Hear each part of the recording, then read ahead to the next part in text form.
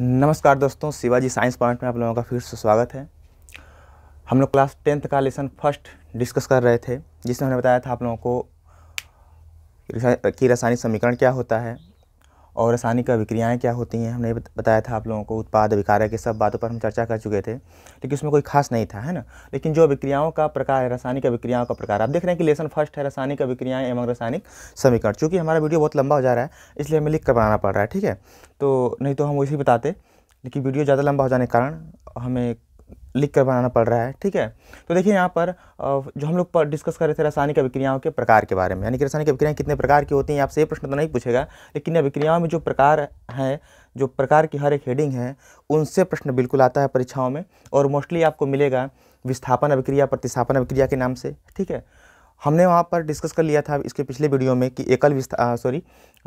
योगात्मक अभिक्रिया किसे कहते हैं। तो योगात्मक ने बताया था आप लोगों को कि दो पदार्थ या अभिकारक आपस में जुड़कर जब किसी एक पदार्थ का निर्माण करते हैं तो हम बोलते हैं योगात्मक अभिक्रिया या फिर प्रतिस्थापन अभिक्रिया। यहाँ पर हम डिस्कस करेंगे विस्थापन या प्रतिस्थापन अभिक्रिया, ठीक है। तो इसको मैं बता दिया था आप लोगों को विस्थापन में या प्रतिस्थापन में कि वे अभिक्रियाएँ जिनमें किसी पदार्थ, देखिए आप सबसे पहले नाम बता दें। यहाँ पर नाम जानना आपको और परीक्षा में नाम लिखना बिल्कुल अनिवार्य है। नाम यहाँ पर लिखे नहीं, चूँकि है ना जगह कम होने के कारण हम नाम लिख नहीं पाए हैं। तो देखिए यहाँ पर इसका क्या नाम होता है, H2SO4। H2SO4 जो होता है इसको बोलते हैं सल्फ्यूरिक अम्ल, और ये जो है जिंक है। आपको ऐसे हो सकता है कि क्या होता है जब कोई धातु अम्ल से क्रिया करता है, क्योंकि सल्फ्यूरिक अम्ल जो है अम्ल है और जिंक क्या है, धातु है। तो दानेदार जिंक कर सकता है, जिंक का दाना कर सकता है, जिंक का चूर्ण कर सकता है, कुछ भी कर, इसका मतलब नहीं है। हम बस को धातु रहेगा, जब भी क्रिया करेगा अम्ल से तो हाइड्रोजन को विस्थापित करेगा केवल और केवल, ठीक है। केवल और केवल हाइड्रोजन को विस्थापित करेगा। यहाँ पर देखिए आयरन है, लोहा है। अब यहाँ पे लोहे का बुरादा कहे, लोहे का चूर्ण कहे, या लोहे का आपसे छड़ कहे, है ना, कुछ भी कहे, लोहा या आयरन का नाम लेगा। और जब भी क्रिया कराएंगे यहाँ पर जब भी अगर अम्ल से क्रिया किया होता तो हमेशा हाइड्रोजन को विस्थापित किया होता, ठीक है। तो चूँकि हम लोग चलिए अभी क्रिया कराते हैं, तो यहाँ पर देखिए जिंक जो होता है, जिंक, और इसको हम तोड़ें तो H पे होता है +1 आवेश, एक हाइड्रोजन पे होता है केवल 1 प्लस आवेश, और जो SO4 होता है इस पे होता है पूरा -2 आवेश। कितना होता है, -2 आवेश, ठीक है। तो यहाँ पर चूंकि एक H पे होता है 1 प्लस, तो 2 H पे कितना हो गया, 2 प्लस आवेश। 2 प्लस और 2 माइनस क्या है, बराबर है, ठीक है। ये हम बस आवेश आपको बताते थे ताकि आवेश आपको काम करेंगे आगे अभिक्रियाओं को सही तरीके से समझने में, ठीक है।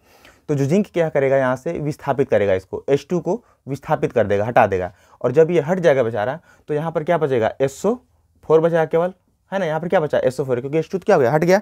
और यहाँ पर जिंक जाकर उसी का स्थान घेर लेगा, तो जगह ZnSO4। अभी ये हाइड्रोजन सल्फेट था, यानी सल्फ्यूरिक अम्ल था, अब क्या हो गया, जिंक सल्फेट। क्या हो गया, जिंक सल्फेट। और प्लस जो H निकला है बाहर, H2 जो बाहर निकला है हमेशा यहाँ पर इस तरह से, हाइड्रोजन, क्या हो जाएगा, हाइड्रोजन, ठीक है। क्या हो जाएगा, हाइड्रोजन। नेक्स्ट यहाँ पर देखिए, ये कापर सल्फेट का हमने विलयन लिया। ये क्या है, कापर सल्फेट, कापर सल्फेट है। और जब ये Fe जाएगा तो Fe चूंकि और कापर रह जाए, कापर भी धातु है और Fe भी धातु है। जब दो धातुएं ऐसी होती हैं, ऐसी कंडीशन में क्या होता है कि जब दो धातुएं हों तो होता क्या है कि जो धातु प्रबल होती है ना, कहने का मतलब है कि जब दो पहलवान लड़ाई करेंगे तो उसमें जो पहलवान अधिक पावरफुल होगा वही डेफिनेटली पटक देगा छोटे वाले को। तो ठीक वही कार्य यहाँ पर भी होता है। तो अगर हम कंपेरिजन करें इनका, कापर और Fe का, तो Fe जो होता है कापर से अधिक क्या है, पावरफुल है, ठीक है। तो होगा क्या कि Fe जाकर इसको विस्थापित कर देगा, है ना, कापर को हटा देगा। बेचारा कापर रोते रोते अलग इधर कहीं रोएगा बैठकर, चलिए इसको रोवाते हैं बैठाकर।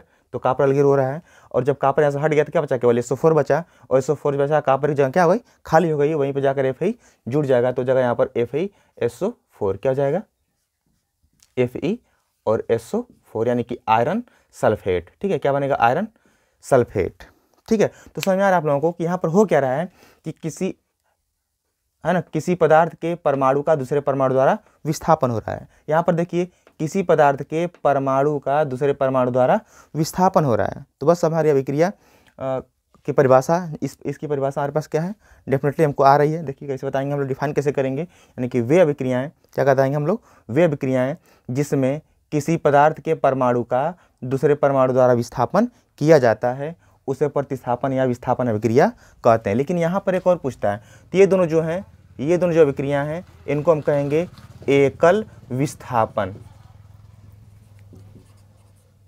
एकल विस्थापन कहेंगे हम लोग। क्या कहेंगे, एकल विस्थापन कहेंगे। ठीक है, जैसे यहाँ पर देखिए केवल एक परमाणु का विस्थापन हो रहा है, इसलिए हो जाएगी एकल विस्थापन, है ना। केवल जिंक जाकर केवल हाइड्रोजन परमाणु को, केवल एक परमाणु को क्या कर रहा है, विस्थापित कर रहा है, यानी कि केवल हाइड्रोजन को, ठीक है, विस्थापित कर रहा है। यहाँ पर भी F ही केवल अकेला है और जाकर केवल कॉपर को विस्थापित कर रहा है, तो हमारी कैसे अभिक्रिया हो जाएगी, एकल विस्थापन अभिक्रिया हो जाएगी। अगर आपसे इसी में पूछ देता है कि एकल विस्थापन अभिक्रिया क्या किसे कहते हैं, तो जो प्रतिस्थापन या विस्थापन अभिक्रिया है वही क्या हो जाएगी, हमारी एकल विस्थापन अभिक्रिया। ठीक है, उसी को परिभाषा में क्या करेंगे, हम लोग अप्लाई कर देंगे। नेक्स्ट हमारा इसको देखिए, तो यहाँ पर दिखाया जाता है, तो थोड़ा यहाँ पर ध्यान से हम लोग देख लें। तो Na जो होता है, Na पे होता है एक प्लस आवेश। तो एक अगर दो कंपाउंड आपस में जुड़े हुए हैं तो एक पे जितना आवेश होता है प्लस, दूसरे पे उतना ही माइनस होता है। ठीक है, तो अगर सोडियम पे एक प्लस आवेश है तो क्लोरीन पे होगा अपने आप एक माइनस आवेश। क्या होगा, एक माइनस आवेश। ठीक है, यहाँ पर देखिए तो सिल्वर जो होता है, ये जो होता है सिल्वर नाइट्रेट, क्या है, सिल्वर नाइट्रेट, है ना। और ये क्या है, सोडियम क्लोराइड, सोडियम क्लोराइड, ये सोडियम है और ये हो गया क्लोराइड, ये हो गया सिल्वर और ये हो गया नाइट्रेट। ठीक है, तो नाम भी आपको याद करते चलना है इस तरह से। तो सिल्वर हो गया, नाइट्रेट हो गया, तो सिल्वर पे होता है एक प्लस आवेश, और आप जानते हैं भी कि जब एक पे प्लस आवेश जितना रहेगा दूसरे पे उतना ही माइनस आता है, तो इस पे हो जाएगा एक माइनस आवेश। ठीक है, अब देखिए होता है जब कंपाउंड प्लस माइनस वाले होते हैं तो होता क्या है कि इनका प्लस इनके माइनस से और इनका प्लस इनके माइनस से क्या हो जाएगा, अदला बदली हो जाएगा। यानी कि यहाँ पर आप देख रहे हैं कि आयनों की आपस में अदला बदली हो रही है, तब जाकर इधर उत्पाद का निर्माण होगा। चलिए अदला बदली करते हैं, तो इनका प्लस इनके माइनस से, यानी कि Ag जो है किससे जुड़ेगा, Cl से, समझ में आ रहा है, क्योंकि Ag जो है प्लस है और ये यहाँ पर इसका माइनस क्या है, Cl माइनस है, तो इसका प्लस इसके माइनस से और इसका प्लस इसके माइनस से। तो पहले हम इसका प्लस इसके माइनस जोड़ लेते हैं, तो इसका प्लस क्या है, Ag है, क्या है, Ag, और माइनस क्या है, Cl, इसका माइनस क्या है, Cl हो गया। अब देखिए इसका प्लस उसके माइनस, तो इसका प्लस क्या हमारा है, सोडियम, तो हो जाएगा Na, और उसका माइनस क्या है, NO3, तो हो जाएगा NO3। ठीक है, तो यहाँ पे हो गया सिल्वर क्लोराइड, क्या हो गया, सिल्वर क्लोराइड, और यहाँ पे हो गया सोडियम नाइट्रेट, सोडियम नाइट्रेट। तो हमारे साथ सिल्वर नाइट्रेट, ये था सोडियम क्लोराइड। अब यहाँ पे क्या हो जाएगा, सिल्वर, चूंकि सिल्वर आ गया तो सिल्वर क्लोराइड, और यहाँ पे सोडियम नाइट्रेट। ठीक है, तो यहाँ पर क्या हो गया, अब आप देख रहे हैं कि आयनों की आपस में अदला बदली हो रही है, तब जाकर उत्पाद का निर्माण हो रहा है। ठीक है, तो जब ऐसा आपको दिखाई दे कि आयनों की आपस में अदला बदली हो और उत्पाद का निर्माण हो, प्रोडक्ट का निर्माण हो, तो उस अभिक्रिया को हम कहते हैं द्विविस्थापन अभिक्रिया। इसका दो नाम है, दोनों आपको याद रखना होगा, द्विविस्थापन या फिर उभय अपघटन अभिक्रिया। क्या बोलेंगे, उभय अपघटन अभिक्रिया, उभय अपघटन अभिक्रिया। ठीक है, अभिक्रिया। तो आप ऐसे ही इसको पूछता आपसे कि द्विविस्थापन अभिक्रिया किसे कहते हैं, चाहे उभय अपघटन अभिक्रिया किसे कहते हैं, तो आप सीधे कह सकते हैं कि वे अभिक्रियाएं जिनमें आयनों की आपस में अदला बदली के फलस्वरूप, यानी आयनों की आपस में अदला बदली के बाद उत्पाद का निर्माण होता है, उसे द्विविस्थापन या उभय अपघटन अभिक्रिया कहते हैं। ठीक है, ओके, नेक्स्ट हम चलते हैं। इसमें किसी को दिक्कत है, ठीक है, नहीं, ठीक है, हम नेक्स्ट चलते हैं। ठीक है, तो हमारा अगला जो अभिक्रिया है उष्मा शोषी अभिक्रिया। हमें बस वर्ड को जानना है। यहाँ पर वर्ड था विस्थापन में विस्थापित कर देने वाला, और यहाँ पर क्या है, उष्मा शोषी है। उष्मा का मतलब उष्मा ही होता है, यानी कि एनर्जी होता है, और शोषी का मतलब होता है सोखना। सोखना मतलब क्या था, अवशोषित करना। यानी यहाँ पर देख रहे हैं कि उष्मा क्या होगी, अवशोषित होगी, है ना। उष्मा क्या होगी, शोषी मतलब अवशोषित करना। यानी हम ये कह सकते हैं कि वे अभिक्रियाएं जिनमें उष्मा अवशोषित होती है उन्हें उष्मा शोषी अभिक्रिया कहते हैं। ठीक है, जैसे हमने यहाँ पर लिया नाइट्रोजन और यहाँ पर लिया ऑक्सीजन, और साथ में हम इनकी अभिक्रिया कराने के लिए इतनी यानी 180 किलो जूल ऊर्जा दे रहे हैं, तब जाकर अभिक्रिया हो रही है। और इधर पदार्थ क्या बनेगा, तो 2 ठो N हमारे पास है, 2 ठो O है, यानी कि 2 ठो हमारे पास N है और 2 ठो O है। ठीक है, इस जगह नाइट्रोजन ऑक्साइड। ठीक है, मेरे पास क्या बच रहा है, 2 ठो N और 2 ठो O, 2 ठो N हो गया और 2 ठो O, क्योंकि दोनों में गुणा है 2 का। ठीक है, तो ये हमारा होगा। तो नाइट्रोजन यहाँ पर लिया हमने, ऑक्सीजन लिया और इतनी ऊर्जा भी इसको दी, हमने इतनी ऊर्जा दी, ये इतनी ऊर्जा को अवशोषित किया, तब जाकर पदार्थ का यहाँ पर निर्माण कर रहा है। यहाँ पर भी देखिए हमने 2H लिया, 2I लिया, और यहाँ पर हमने 12 किलो कैलोरी ऊर्जा भी लिया, है ना। और 12 किलो कैलोरी जब ऊर्जा ले लेंगे हम लोग, तो उसके बाद देखिए यहाँ पर उत्पाद बना 2H और 2 ठो I, यानी हमारा क्या हो जाएगा 2HI, 2 ठो H हो गया और 2 ठो I हो गया, हाइड्रोजन आयोडाइड। ठीक है, तो आप यहाँ पर देख रहे हैं कि इन अभिक्रियाओं में अभिक्रिया तो हो लेकिन ऊष्मा की आवश्यकता यहाँ पर हो रही है, तो आप ये भी कह सकते हैं कि ऊष्मा की आवश्यकता यहाँ पर है, तो ये भी कह सकते हैं आप कि वे अभिक्रियाएं जिसमें ऊष्मा की आवश्यकता होती है ऊष्मा शोषी अभिक्रियाएं कहते हैं। ठीक है, समझ में आ रहा है। चलिए आगे बढ़ते हैं हम लोग। ऊष्मा क्षेपी अभिक्रिया, ऊष्मा शोषी अभिक्रिया का और एग्जाम्पल क्या हो जाएगा हमारा, ऊष्मा शोषी अभिक्रिया का और एग्जाम्पल हो जाएगा हमारा प्रकाश संश्लेषण अभिक्रिया। ठीक है, प्रकाश संश्लेषण अभिक्रिया। तो अगर आपसे ये पूछता है कि उस प्रकाश संश्लेषण अभिक्रिया को ऊष्मा शोषी अभिक्रिया क्यों कहते हैं, तो आप ये कह सकते हैं क्योंकि प्रकाश संश्लेषण की क्रिया में ऊष्मा की आवश्यकता होती है, इसलिए उसे ऊष्मा शोषी अभिक्रिया कहते हैं। किसी को अगर आपसे कह दे कि इस अभिक्रिया को ऊष्मा शोषी अभिक्रिया क्यों कहते हैं, तो सिंपल सा उत्तर जाएगा ऊष्मा शोषी का मतलब क्या होता है, ऊष्मा अवशोषित होने वाली अभिक्रिया। तो हम सिंपल ये कह सकते हैं कि वे अभिक्रिया जिनमें ऊष्मा अवशोषित होती है, जिनमें ऊष्मा अवशोषित होती है उसे ऊष्मा शोषी अभिक्रिया कहते हैं। यानी कि कोई भी ऐसी अभिक्रिया जिसमें ऊष्मा लगेगी, ऊष्मा अवशोषित होगी या ऊष्मा की आवश्यकता होगी, उसे हम क्या कहेंगे, ऊष्मा शोषी अभिक्रिया कहेंगे, चाहे वो है ना। तो इसी को घुमा कर पूछ सकता है आपसे कि प्रकाश संश्लेषण को ऊष्मा शोषी अभिक्रिया क्यों कहते हैं, तो हमारा उत्तर हो जाएगा क्योंकि प्रकाश संश्लेषण क्रिया में ऊष्मा अवशोषित होती है। ठीक है, सिंपल सा उत्तर हो जाएगा। नेक्स्ट हमारा क्या है, ऊष्मा क्षेपी अभिक्रिया। यहाँ पर भी ऊष्मा का मतलब ऊष्मा होगा और क्षेपी का मतलब क्या होता है, निकलना यानी उत्सर्जित होना। क्या होता है, ऊष्मा क्या होगी, क्षेपी, क्षेपी मतलब क्या होता है, निकलना होता है यानी उत्सर्जित होना। हमें बस वर्ड का मतलब जानना है, परिभाषा अपने आप आ जाएगी। ठीक है, तो यहाँ पर क्या हो रहा है, ऊष्मा क्षेपी माने ऊष्मा का निकलना। तो यहाँ पर आप देख रहे हैं कि ऊष्मा निकल रही है यानी उत्सर्जित हो, निकलना मतलब उत्सर्जित होना।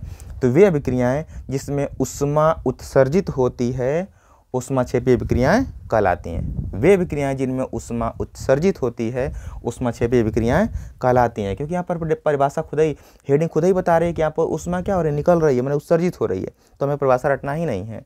एग्जाम्पल की बात करें यहाँ पर, तो कोई एग्जाम्पल इसमें लिख सकते हैं।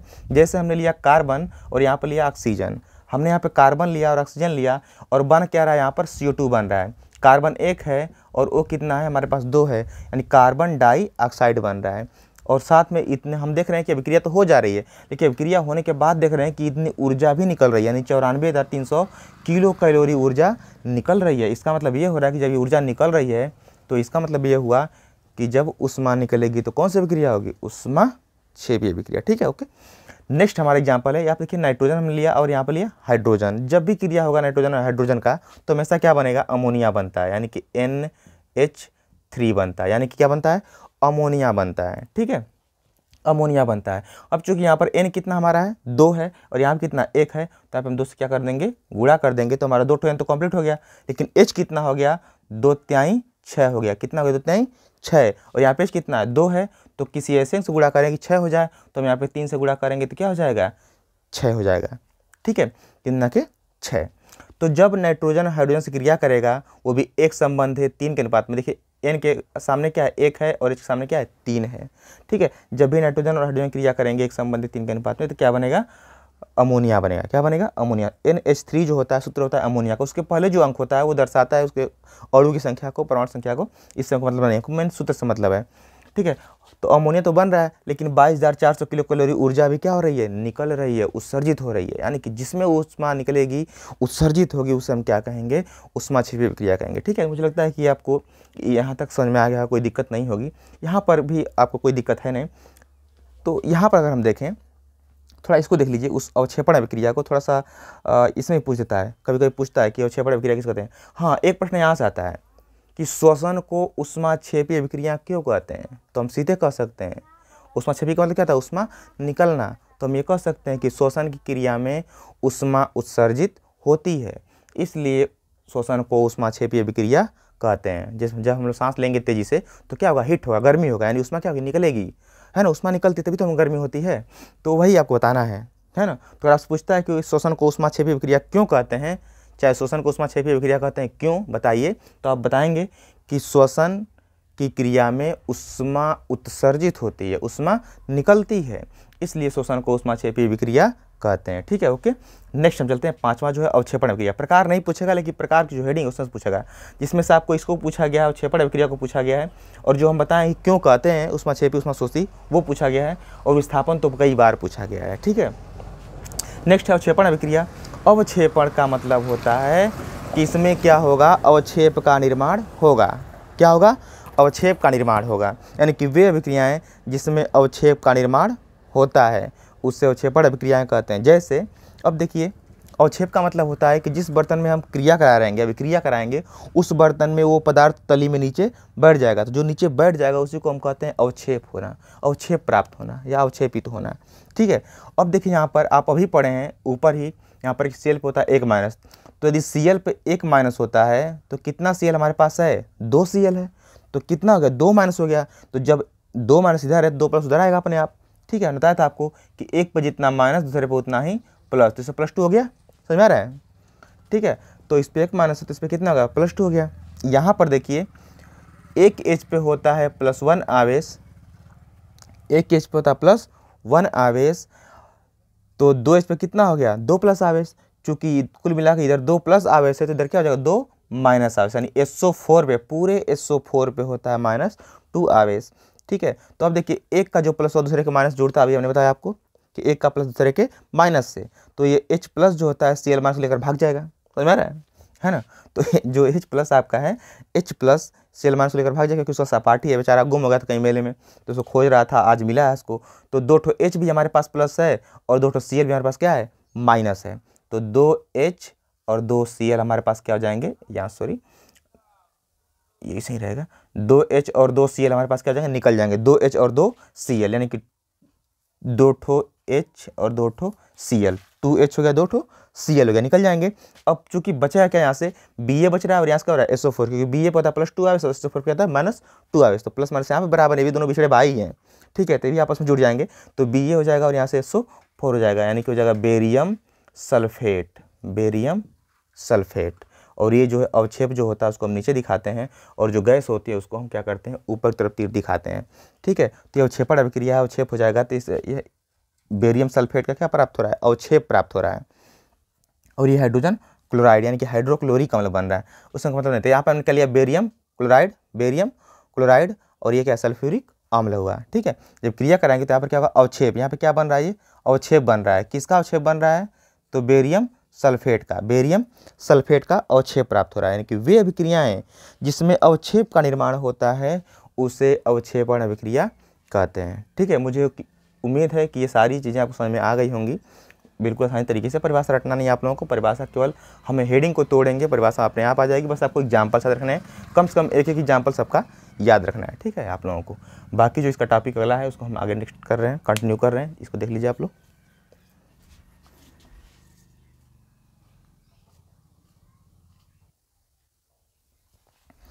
ठीक है, समझ में आ रहा है ना? यहाँ पर ये अवक्षेप बन रहा है, किसका अवक्षेप बन रहा है? बेरियम सल्फेट का। ठीक है ना? तो जिसमें अवक्षेप का निर्माण होगा, जिस अभिक्रिया में अवक्षेप का निर्माण होगा उसे हम क्या कर सकते हैं? अवक्षेपण अभिक्रिया कर सकते हैं। ठीक है, तो अभी नेक्स्ट हम लोग कंटिन्यू करते हैं, इसको देख लीजिए।